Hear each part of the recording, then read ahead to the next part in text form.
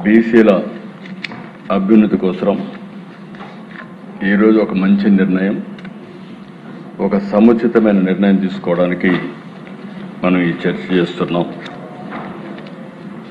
ఈరోజు మనం చర్చిస్తున్నది ఒక సాధారణ రిజర్వేషన్ అంశం కాదు. ఇది ఆంధ్రప్రదేశ్ సామాజిక న్యాయ చరిత్రలో ఒక కీలకమైన రోజు.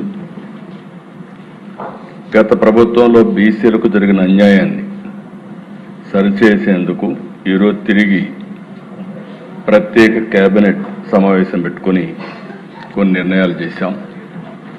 ఈ సందర్భంగా ఈరోజు సభలో మిత్రుడు పవన్ కళ్యాణ్ గారు లేరు, కానీ ఆయన మొదటి నుంచి కూడా బీసీలకు న్యాయం చేయాలని మేము ఎలక్షన్ మేనిఫెస్టో రాసినప్పుడు 34% రిజర్వేషన్లు పెట్టినప్పుడు ఒక పక్క పవన్ కళ్యాణ్ గారు, ఇంకో పక్క బీజేపీ నాయకత్వం పూర్తిగా సమర్థించి ముగ్గురం కూడా ఎన్నికలకు వెళ్ళాం.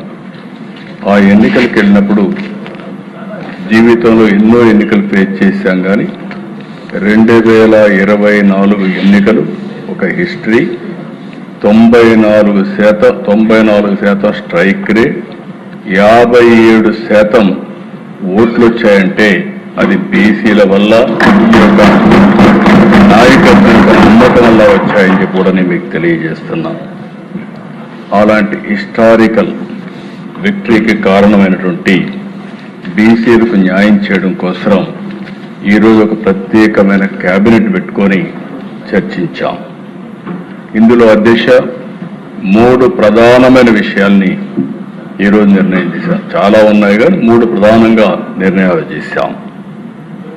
బీసీలకు గ్రామీణ స్థానిక సంస్థల్లో 34% రిజర్వేషన్లు చట్టంలో ఏముందో అది కల్పిస్తాం. అది మొదటి నిర్ణయం. పట్టణ స్థానిక సంస్థల్లో 33.33% రిజర్వేషన్ కల్పిస్తాం.